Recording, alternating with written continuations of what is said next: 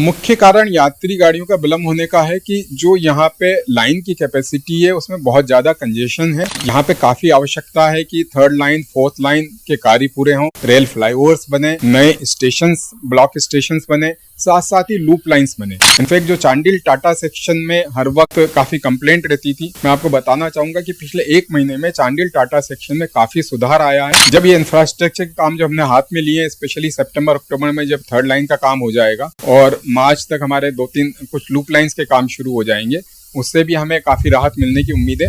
But अगले साल जब हमारे काफी और काम जो दिसंबर 27 तक पूरे होने, उसके बाद तो मेरा पूरा विश्वास है कि हमें 100% राहत मिल जाएगी। शॉर्ट टर्म में हम लोग क्लोज मॉनिटरिंग, स्पेशली उन ट्रेन की जो कि काफी पॉपुलर ट्रेन हैं, उनकी क्लोज मॉनिटरिंग कर रहे हैं, जिससे कि उनके समय पालनता में सुधार लाया जा सके। मालगाड़ियों को कोई प्राथमिकता नहीं दी जा रही है, इसके लिए मैंने इंस्ट्रक्शंस भी दे दिए हैं डिवीजन को कि मालगाड़ियों को कोई प्राथमिकता नहीं दी जाएगी। कोचिंग ट्रेन ही हमारी पहली प्राथमिकता रहेगी। कभी कभी आपको एक समस्या आती है कि हमें जो झारसुगुड़ा पॉइंट पे ट्रेनें मिलती हैं वो काफी लेट भी मिलती हैं कभी कभी, क्योंकि उधर बाकी रेलवेज में कुछ इशू हो जाते हैं, तब वो आउट ऑफ पाथ चली जाती है। आउट ऑफ पाथ होने के कारण सारी यात्री गाड़ियों का एक बंचिंग हो जाता है, तो उस बंचिंग में यात्री गाड़ियां एक के पीछे एक चलती हैं, तो उसमें कुछ डिलेज होता है। का विलंब होने का मुख्य कारण आप क्या मान रहे हैं और कब तक राहत फुल फ्लेज में ये यात्री ट्रेनें हम चला पाएंगे? मुख्य कारण यात्री गाड़ियों का विलंब होने का है कि जो यहाँ पे लाइन की कैपेसिटी है उसमें बहुत ज्यादा कंजेशन है। यहाँ पे काफी आवश्यकता है कि थर्ड लाइन फोर्थ लाइन के कार्य पूरे हों, रेल फ्लाईओवर्स बने, नए स्टेशन ब्लॉक स्टेशन बने, साथ साथ ही लूप लाइंस बने। जैसा मैंने आपको बताया कि इस पूरे सेक्शन में गुड्स और कोचिंग दोनों का ही काफी ज्यादा लोड रहता है, तो ये जब तक इंफ्रास्ट्रक्चर के काम नहीं होंगे थोड़ा बहुत अफेक्ट रहेगा। शॉर्ट टर्म में हम लोग क्लोज मॉनिटरिंग, स्पेशली उन ट्रेन की जो कि काफी पॉपुलर ट्रेन हैं, उनकी क्लोज मॉनिटरिंग कर रहे हैं, जिससे कि उनके समय पालनता में सुधार लाया जा सके। इनफैक्ट जो चांडिल टाटा सेक्शन में हर वक्त काफी कंप्लेंट रहती थी, मैं आपको बताना चाहूंगा कि पिछले 1 महीने में चांडिल टाटा सेक्शन में काफी सुधार आया है, और जो एवरेज डिटेंशंस हैं उस चांडिल टाटा सेक्शन में जो 1.5 घंटा हुआ करते थे उसको हम करीब 20 मिनट पे ले आए हैं, और हमारा उद्देश्य यही कि उसको 0 पे लाया जाए, जिससे कि काफी राहत मिल सके। साथ ही जब ये इंफ्रास्ट्रक्चर के काम जो हमने हाथ में लिए, स्पेशली सितंबर अक्टूबर में जब थर्ड लाइन का काम हो जाएगा और मार्च तक हमारे 2-3 कुछ लूप लाइंस के काम शुरू हो जाएंगे, उससे भी हमें काफी राहत मिलने की उम्मीद है।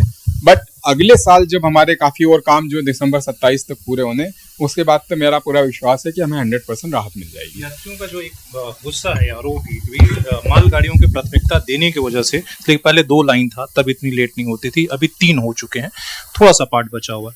अब इतनी डिले क्यों हो रही है? उस समय तो टाइम से चल रहा था, ये 1.5-2 सालों से ही प्रॉब्लम क्या हो रहा है? क्या ऐसा काम हो रहा है जिसकी वजह से ये 1.5 घंटे या इतनी लेट हो रही है? क्या मालगाड़ी हो जाए? नहीं, मालगाड़ियों को कोई प्राथमिकता नहीं दी जा रही है, इसके लिए मैंने इंस्ट्रक्शंस भी दे दिए हैं डिवीजन को कि मालगाड़ियों को कोई प्राथमिकता नहीं दी जाएगी। कोचिंग ट्रेन ही हमारी पहली प्राथमिकता रहेगी।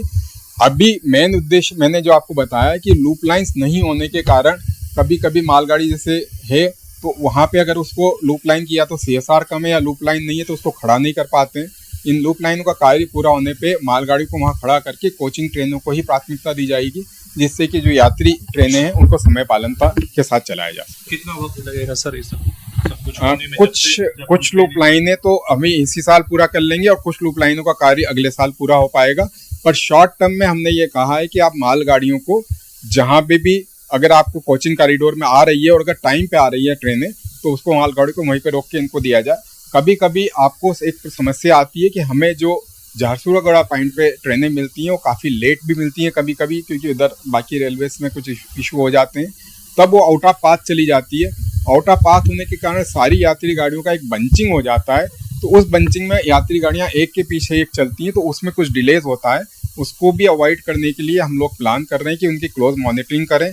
कंट्रोल ऑफिस में हमने राउंड द क्लॉक मॉनिटरिंग के लिए एक सेल भी बना लिया है, जो कि राउंड द क्लॉक इन ट्रेनों का मॉनिटरिंग करके उनको इम्प्रूव करे। बीच बीच में हम पंक्चुअलिटी ड्राइव भी चला रहे हैं। साथ ही एक और चीज़ बताना चाहूँगा कि हमारे पास लोको पायलट्स की काफ़ी कमी थी, काफ़ी रिक्रूटमेंट नहीं हुए थे, पर इस साल हमें करीब 700 लोको ALPs का पैनल मिला हुआ है, जिसमें से अराउंड 388 चक्रधरपुर डिवीजन्स के हैं और 152 खड़गपुर डिवीजन में हैं। इनकी ट्रेनिंग जुलाई में पूरी हो जाएगी और अगस्त में ये हम लोगों के पास आ जाएंगे। उसके बाद हम इनका लोको पायलट गुड्स में प्रमोशन कर देंगे। उससे भी हमारी जो आज की डेट में कभी होता है कि लोको पायलट के अवर्स पूरे हो जाते हैं, उसके ड्यूटी अवर्स पूरे होने के कारण गाड़ी खड़ी हो जाती है और हमारे पास दूसरा लोको पायलट नहीं होता उसको चलाने के लिए। ये इनके आने से ये भी काफ़ी इनका डिटेंशन खत्म होने से क्या होगा कि उससे हमें कोचिंग का पाथ ज़्यादा अच्छा मिल जाएगा और हम कोचिंग ट्रेन को अच्छी तरह से चला पाएंगे।